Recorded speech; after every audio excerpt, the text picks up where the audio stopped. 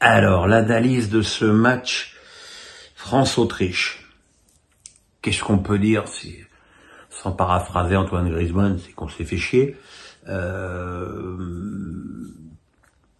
Et il y a plein de choses qui m'ont gêné dans cette équipe de France et son organisation hybride. Bon, on a bien intégré que Koundé joue quasiment stopper droit dans cette équipe et que donc sa participation au jeu offensif est inexistante. Mais alors, je comprends pas parce que il nous avait été annoncé que Griezmann devait jouer plus près de Mbappé et plus près des attaquants. Ça n'a pas été le cas.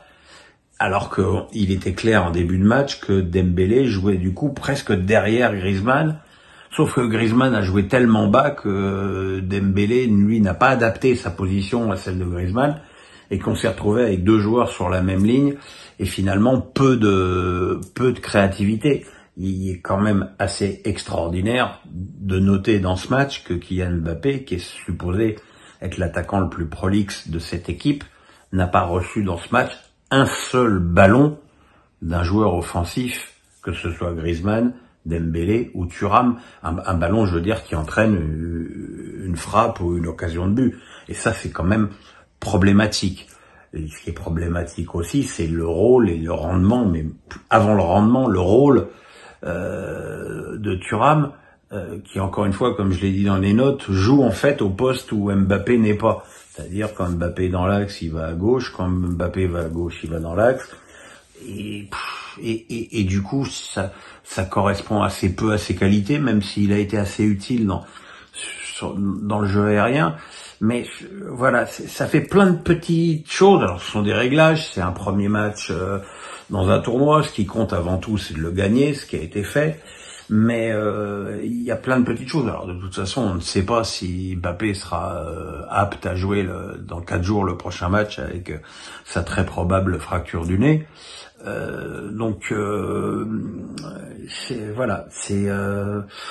J'ai un. Alors après, il y a des satisfactions. J'ai trouvé la charnière Upamecano Saliba convaincante. Évidemment, Rabiot, qui n'avait pas joué depuis un mois, m'a semblé lui aussi très bien physiquement pendant à peu près 1 heure. Kanté a fait une deuxième mi-temps exceptionnelle. Voilà, il y a des satisfactions aussi, mais je pense qu'il y a quand même des choses qui doivent être très perfectibles au niveau de cette équipe, surtout que le prochain match va certainement offrir un autre adversaire à l'équipe de France, avec une équipe comme les Pays-Bas qui va certainement chercher à être plus attaqué que ces Autrichiens qui globalement sur ce match ont surtout mis des coups et qui n'ont essayé d'attaquer que lorsque il fallait absolument rattraper ce but de retard en fin de match.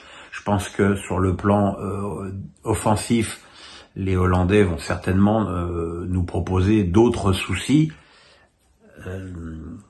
si tant est qu'ils soient pas dans la même forme que lors de leur premier match où Depay et Simons avaient été quand même extrêmement médiocres.